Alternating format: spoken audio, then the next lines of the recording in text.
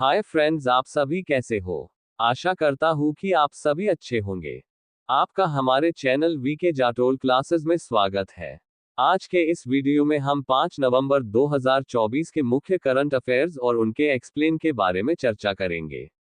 प्रश्न नंबर 1, हाल ही में हिजबुल्लाह ने अपने संगठन का नया उत्तराधिकारी किसे चुना है। दोस्तों, आपका सही आंसर शेख नईम कासिम होगा। हिजबुल्लाह ने अपने संगठन का नया चीफ शेख नईम कासिम को नियुक्त किया है। 71 वर्षीय नईम कासिम 1991 से लेबनानी ग्रुप के उप महासचिव के रूप में काम कर रहे हैं। साल 1982 में हिजबुल्लाह के संस्थापकों में से एक कासिम को सोमवार को समूह के 7 सदस्यों वाले केंद्रीय निर्णय लेने वाले निकाय शूरा परिषद की बैठक के बाद महासचिव चुना गया। हिजबुल्लाह को कई देशों ने आतंकी संगठन घोषित कर रखा है। नईम कासिम हसन नसरुल्लाह की जगह लेंगे, जिनकी मौत पिछले महीने इजरायली बमबारी में हुई थी।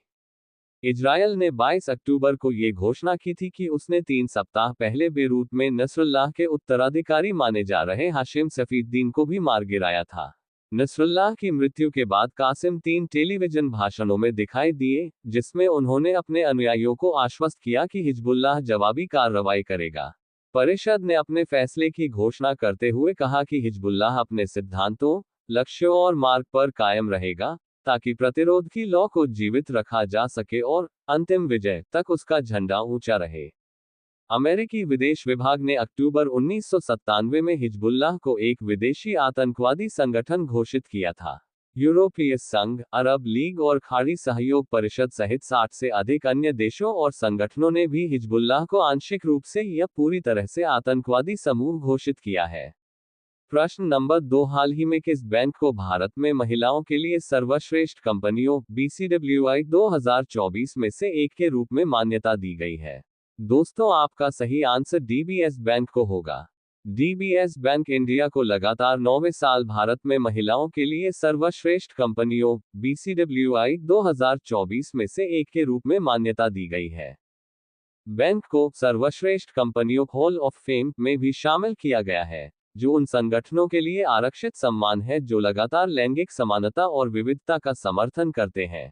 ये पुरस्कार अवतार, एक अग्रणी विविधता, समानता और समावेश समाधान फर्म और सेरामाउंट, एक रणनीतिक पेशेवर सेवा और अनुसंधान फर्म द्वारा संयुक्त रूप से प्रदान किया जाता है। भारत में महिलाओं के लिए 2024 की सर्वश्रेष्ठ कंपनियों BCWI को फरवरी 2024 में लॉन्च किया गया था, जिसमें 7 खंडों में फैली एक व्यापक प्रश्नावली शामिल थी, जो भाग लेने वाले संगठनों के मूल्यांकन के आधार के रूप में काम करती थी। वर्तमान में देश में हमारे कार्यबल में महिलाओं की हिस्सेदारी 31% है, और हमारा लक्ष्य अगले 3 वर्षों में इसे 35% तक बढ़ाना है, ताकि उन्हें सार्थक रूप से योगदान देने और अपने करियर में उत्कृष्टता प्राप्त करने के लिए सशक्त बनाया जा सके। DBS बैंक इंडिया ने वरिष्ठ नेतृत्व के नेतृत्व में एक समर्पित विविधता, समानता और समावेश DI परिषद की स्थापना की है, और एक टास्क फोर्स और DI चैंपियंस के नेटवर्क द्वारा समर्थित है। प्रश्न नंबर 3, हाल ही में किसने civil registration system CRS mobile application launch किया। दोस्तों, आपका सही आंसर अमित शाह होगा। गृहमंत्री अमित शाह ने जनगणना भवन में नागरिक पंजीकरण प्रणाली CRS ऐप लॉन्च किया। इसके लिए सेंसस इंडिया 2021 के आधिकारिक हैंडल से बताया गया है कि इस ऐप के जरिए जन्म मृत्यु का रजिस्ट्रेशन आसानी से हो जाएगा। यह एप्लीकेशन नागरिकों को किसी भी समय, किसी भी स्थान से और उनके राज्य की आधिकारिक भाषा में पंजीकरण करने की अनुमति देती है। प्रक्रिया के मुताबिक किसी भी व्यक्ति को जन्म या मृत्यु संबंधी जानकारी और रजिस्ट्रेशन बर्थ या डेट के 21 दिन के अंदर ऐप पर करना होगा। ऐप के मुताबिक अगर आप 21 दिनों के अंदर रजिस्ट्रेशन नहीं कर पाते हैं तो फिर अतिरिक्त शुल्क देना होगा। इसके लिए देश के किसी भी आम आदमी को 22 से 30 दिनों के अंदर 2 रुपये शुल्क देना होगा और 31 दिन से 1 साल तक 5 रुपये की लेट फीस जमा करानी होगी। इसी के साथ साथ ज्यादा पुराने प्रमाण पत्रों के लिए 10 रुपये का शुल्क तय किया गया है, यानी अधिकतम विलंब शुल्क 10 रुपये होगा। प्रश्न नंबर 4, हाल ही में कौन सा शहर दुनिया का सबसे प्रदूषित शहर बन गया है। दोस्तों, आपका सही आंसर लाहौर होगा। पाकिस्तान का लाहौर दुनिया का सबसे प्रदूषित शहर बन गया है। ये वायु गुणवत्ता सूचकांक AQI 708 तक पहुंच गया। AQI 708 पर पहुंच गया था, जिसमें PM 2.5 की सांद्रता 431 घन माइक्रोग्राम प्रति मीटर थी, जो WHO के वार्षिक वायु गुणवत्ता दिशानिर्देश मूल्य से 86.2 गुना अधिक है। पाकिस्तान के प्रमुख दैनिक अखबार डॉन ने बताया कि गुलबर्ग में CARP पाकिस्तान में आर्थिक अनुसंधान केंद्र कार्यालय में AQI 953 रहा, जबकि पाकिस्तान इंजीनियरिंग सर्विसेज लिमिटेड में 810 और सैयद मरातब अली रोड पर 784 रहा। प्रश्न नंबर 5, हाल ही में किसे 2025 में AFI लाइफ अचीवमेंट अवार्ड दिया जाएगा? दोस्तों, आपका सही आंसर फ्रांसिस फोर्ड कोपोला को होगा।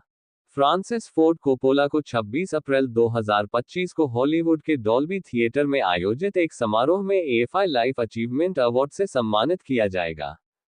85 वर्षीय फिल्म निर्माता इस पुरस्कार के 50वें प्राप्तकर्ता होंगे, जो पहली बार 1973 में जॉन फोर्ड को दिया गया था।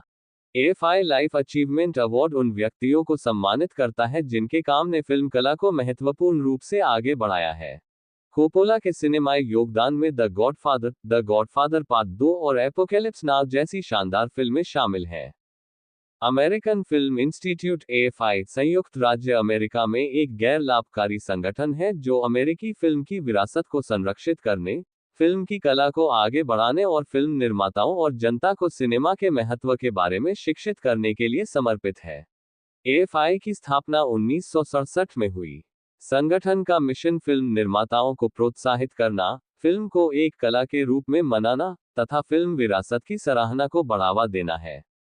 प्रश्न नंबर 6, हाल ही में किसे ICC ने भ्रष्टाचार निरोधक इकाई का नया स्वतंत्र अध्यक्ष नियुक्त किया? दोस्तों, आपका सही आंसर सुमति धर्मवर्धन को होगा।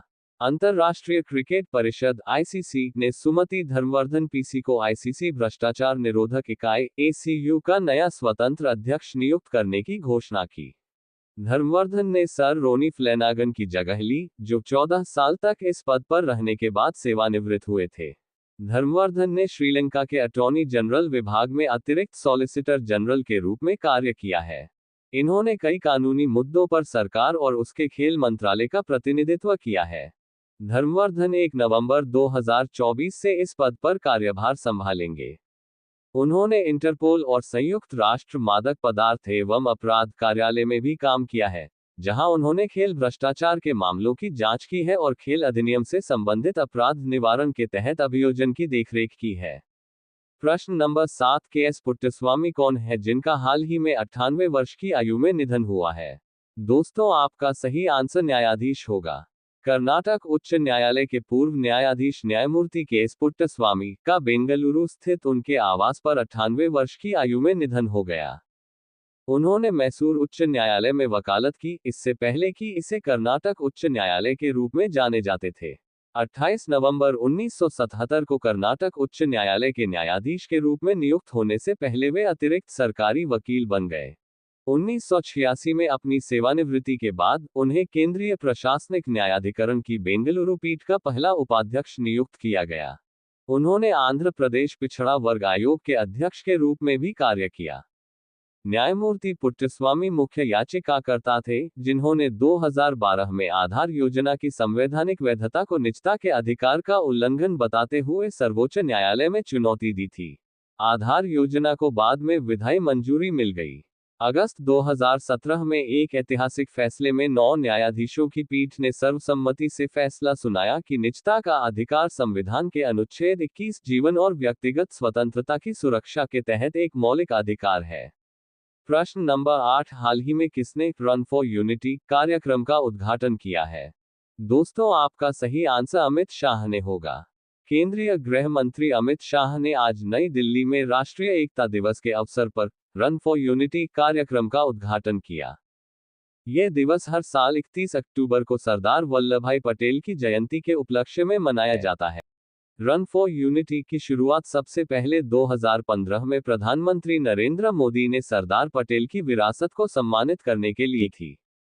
शाह ने कहा कि रन फॉर यूनिटी देश की एकता के साथ साथ विकसित भारत का संकल्प भी बन गया है। अगर इतिहास पर नजर डालें तो आजादी के बाद 550 से ज्यादा रियासतों को मिलाकर वर्तमान भारत का निर्माण सरदार साहब की दृढ़ इच्छाशक्ति और त्वरित निर्णय लेने की क्षमता के कारण ही संभव हो पाया। उन्होंने कहा कि सरदार पटेल ही थे जिनकी दृढ़ इच्छाशक्ति के कारण ही आज भारत विश्व के सामने एकजुट और सशक्त होकर खड़ा है। आज भारत हर क्षेत्र में अग्रणी बनने की राह पर विश्व के सामने मजबूती से खड़ा है और इसकी नींव सरदार पटेल ने ही रखी थी। अब ये प्रश्न आप लोगों के लिए। आप सभी लोग इसका सही आंसर कमेंट बॉक्स में जरूर बताएं।